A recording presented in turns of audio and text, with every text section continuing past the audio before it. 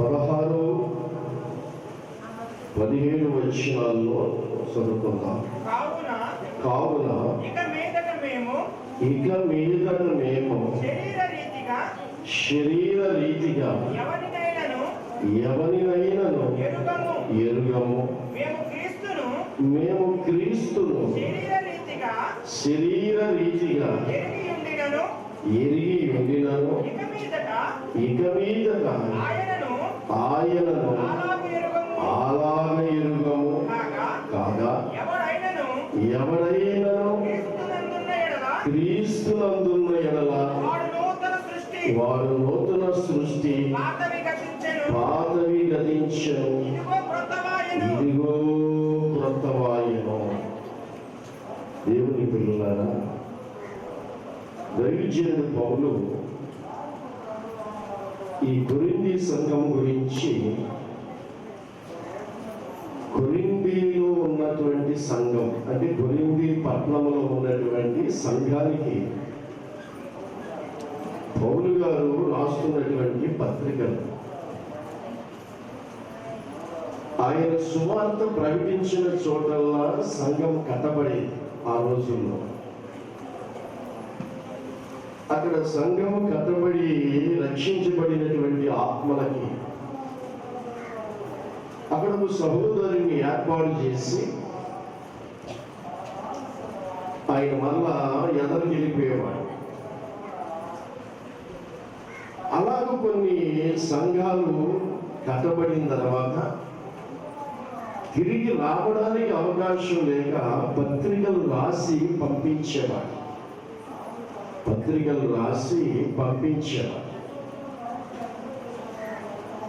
ఆ పత్రికల్లో ఉన్న ప్రకారము మీరు నడుచుకోవాలి సంఘం అని ఆ పత్రికలో రాసేవాడు. అందుకే కొరింథీ సంఘానికి చాలా ఘాటైన మాటలు రాశారు. ఈ కొరింథీ సంఘము 9 వరాలు 9 ఫలాలు కలిగినటువంటి సంఘం. 9 వరాలు 9 ఫలాలు కలిగినటువంటి సంఘం. వరాలు వేరు, ఫలాలు వేరు. ఫలాలు ఉంటేనే వరానికి విలువంటారు. ఫలాలు ఉంటేనే వరానికి విలువంటారు. ఫలాలు 9, వరాలు 9. ఈ ఫలాలు 9 ఏంటి, వరాలు 9 ఏంటి అనేది కూడా ఒకసారి మీకు చూపిస్తాను. గలతీ రాసిన పత్రికలో ఫలాలు చూద్దాం. తీసుకోండి. 5వ అధ్యాయంలో దాని నుండి మీరు అమలు చేసుకోవచ్చు. 5వ అధ్యాయంలో ఫలాలు ఏదనగా 178 పేజీ 5:22 వాక్యాన్ని నేను చదువుతాను. టైము నేను సరమణ చదువుని మీరు చూసుకోండి. అయితే ఆత్మబలమేమనగా ప్రేమ అనేది ఫలం. రెండోది సంతోషం అనేది ఫలం. మూడోది సమాధానం అనేది ఫలం. నాలుగోది దీర్ఘ శాంతం అనేది ఫలం. 5వది దయాళత్వము అనేది ఫలం. 6వది మంచితనము అనేది ఫలం. 7వది విశ్వాసము అనేది ఫలం. 8వది సాత్వికము అనేది ఫలం. 9వది ఆశా నిగ్రహం. ఇవి 9 ఫలాలు. 9 ఒక ఫలంలోనే 9 రుచులు ఉన్నాయి. ఒక ఆత్మ ఫలం అన్నాడు పైన 22లో. ఆత్మ ఫలములు ఏమనగలేదు, ఆత్మ ఫలమేమనగా అమ్ము అన్నాడు. లు అంటే వేరు. లు అంటే అది 9 పళ్ళు ఫలాలు ఉన్నట్టు అనుకో. 9 పళ్ళు లేవు అక్కడ ఫలాలు. ఆత్మ ఫలము అంటే ఒకటే. ఆత్మ ఫలము ఒకటి. ఆ ఒక్క పండులోనే 9 రసాలు ఉన్నాయి. ఆత్మ రసాలు. ఎంత గొప్ప సంగతి. ఒక్క పండులోనే ఆత్మ అనే పండులో 9 నవరసాలు అంటారు. నవరసాలు మామిడికాయ రోజుల్లో ఈ నవరసాలు 9 ఫలాలు ఆత్మలో ఉన్నాయి. ఒక వ్యక్తిలో, రక్షించబడిన వ్యక్తిలో ఆత్మ ఉంటే ఈ 9 రసాలు ఉండాలి. ఒక వ్యక్తిలో ఆత్మ కలిగి ఒక వ్యక్తి ఉంటే ఈ 9 ఫలాలు కూడా ఉండాలన్నమాట. 9 ఫలాలు. రైట్. నేను ఒక మాట చెప్పాను, ఫలాలు ఉంటేనే వరాలకి విలువ అని చెప్పాను. ఇప్పుడు వరాలు చూద్దాం. 2వ కొరింథీయులు, 1 కొరింథీయులు రాసిన పత్రిక 12వ అధ్యాయము 7వ వాక్యాన్ని నేను చదువుతాను. 8వ వాక్యాన్ని ఎలాగనగా ఒకరికి ఆత్మమూలముగా బుద్ధివాక్యం ఒకటి, మరి ఒకరికి ఆత్మను అనుసరించి జ్ఞానవాక్యం 2, మరి ఒకరికి ఆ ఆత్మ వలనే విశ్వాసం 3, మరి ఒకరికి ఆ ఆత్మ వలనే స్వస్థపరిచి వరం, మరి ఒకరికి అద్భుతములు చేయు శక్తి, మరి ఒకరికి ప్రవచన వరము, మరి ఒకరికి ఆత్మల వివేచనయు, మరి ఒకరికి నానా విధములైన భాషలు, మరి ఒకరికి భాషలు అర్థం చెప్పగలిగిన శక్తి అనుగ్రహించబడి ఉన్నవి. ఇవి వరాలు. 9 ఫలాలు, 9 వరాలు. బిడ్డల జాగ్రత్తగా ఈ 9 ఫలాలు ఉంటేనే వరాలకి విలువ ఉంటారు. ఫలాలు అంటే ఏంటి? ప్రేమ, సంతోషము, సమాధానము, దీర్ఘశాంతము, దయాళత్వము, మంచితనము, ఆశా నిగ్రహం, ఇవన్నీ ఫలాలు. ఈ వరాలు స్వస్థపరిచే వరం ఉంది, ఏమండి? వాక్యం చెప్పే వరం ఉంది, భాషలో మాట్లాడే వరం ఉంది, ప్రవచించే వరాలు ఉన్నాయి.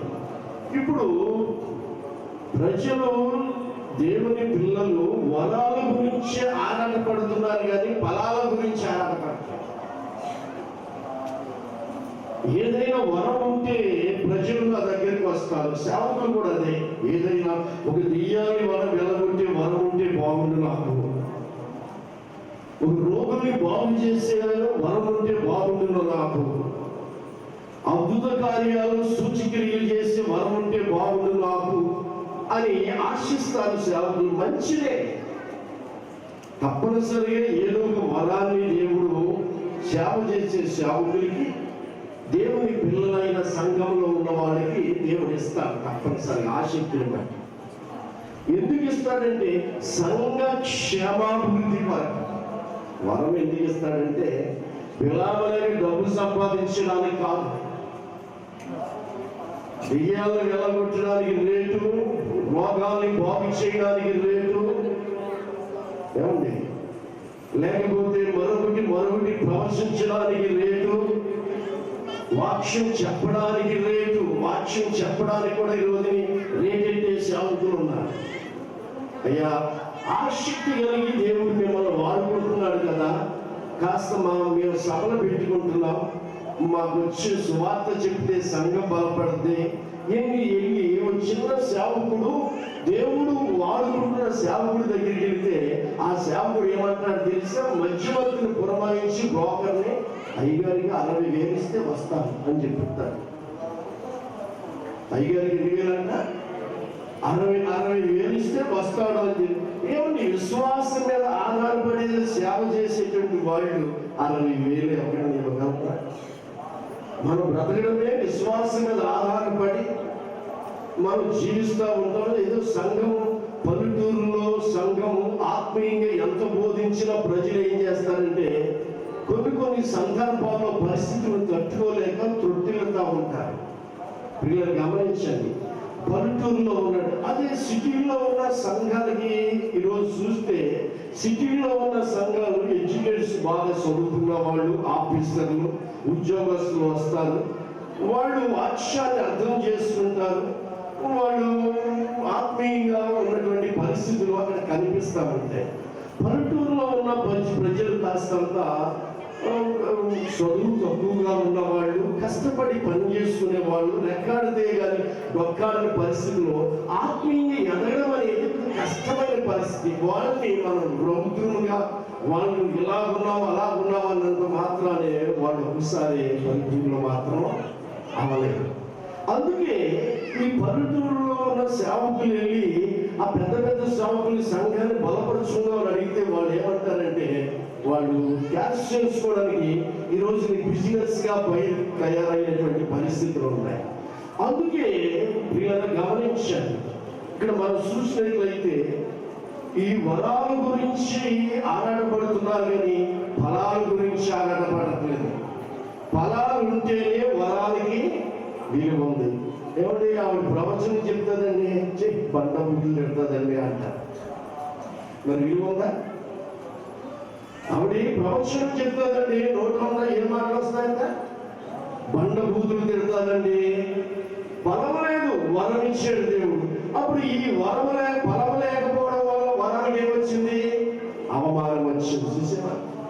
ఆయనని స్వస్థపరుస్తాడండి, స్వస్థపరుస్తాడు. ఆశా నిగ్రహం లేదు. డబ్బు డబ్బు అతను డబ్బు అంటాడండి. ఆశా నిగ్రహం ఏం కావాలి? ఆశా నిగ్రహం. అతను డబ్బు అంటాడండి. ఏమి ఈ క్రిస్మస్ జనవరి ఫస్ట్లో జరిగేటువంటి పరిస్థితి సేవకులు నిజంగా చూసి చాలా ఆశ్చర్యం వేస్తారు. ప్రెస్కి మన చిత్రలేఖ ప్రెస్కి వెళ్తే ఈ వాగ్దానాలు వేయడానికి పాస్టర్ గారు, ఇండిపెండెన్స్ పాస్టర్ గారు, మీకు ఎన్ని సంఘాలు? మాకు 3 సంఘాలు ఉన్నాయండి అన్నారు. మీరు ఏం తీసుకెళ్తున్నారంటే వాగ్దానాలు కొట్టించి వెళ్తున్నారా అని చెప్పేస్తాను. ఆయన ఎంత కట్టలు కొట్టించాడు. ఏంటంటే ఈ కానుకలు పెట్టే కవర్ అంటారు. కానుకలు పెట్టే కవరు 1000 కవర్లు కొట్టించాడు. ఎందుకండి పాస్టర్ గారు అంటే, మా విశ్వాసులందరికీ ఈ కవర్లు ఇచ్చేస్తాం క్రిస్మస్కి జనవరి ఫస్ట్. ఈ కవర్లు లేకపోతే వాళ్ళు వేసి 10 రూపాయలు కూడా వేయలేని వాళ్ళు. ఆయన అంటున్నాడు. ఆయన ఏమంటున్నాడంటే, ఆ వేసి 10 రూపాయలు కూడా ఈ కవర్లు ఇచ్చేస్తే తప్పనిసరిగా ప్రతి వాళ్ళు కూడా ఈ కవర్ పేరు రాసి ఎంత వేసామని పేరు రాసి 1000 కవర్లు కొట్టించి వెళ్తున్నాడు. బాబోయ్ అనుకుంటే 1000 కవర్లు మాకు 3 సంఘాలకు ఇచ్చి ముట్టించుకుని వెళ్తారంట. ఏమండి, ఏది చేసినా క్యాష్ చేసుకోవడానికి, బిజినెస్ చేసుకోవడానికి కాదు. ఇది రక్షించబడినటువంటి ఆత్మలు ప్రభు రాకడికి సిద్ధపడాలి. రక్షణ లేనటువంటి ప్రజలు సువార్తను విని మారు మనసును పొందాలి. దేవునికి స్తోత్రం. అందుకే విలువలే ఆశా నిగ్రహం. వరం ఉంది కానీ ఏం లేదు, ఫలము లేదు. ఈరోజుని ఫలాలు ఉంటే వరాలకి చాలా విలువ వస్తుంది. అందుకనే కొరింథీ సంఘానికి, ఆ సంఘంలో వరాలు 9 వరాలు కలిగిన సంఘమే కానీ, ఈ 9 సంఘమే కానీ వాళ్ళు వరాలు ఉన్నాయి. కానీ పౌలు గారి మనస్సుని చాలా బాధ పెట్టేవాడు. ఏం బాధ పెట్టాడంటే, 1 కొరింథీయుల్లో 3వ అధ్యాయంలో ఆయన మనస్సులా ఉంది. 1 కొరింథీయులు 3వ అధ్యాయంలో ఇప్పుడు చదవండి. 3వ అధ్యాయం 1వ వచనం.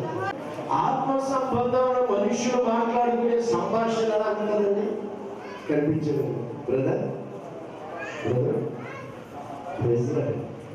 నా సరస్సులోకి వెళ్ళాను.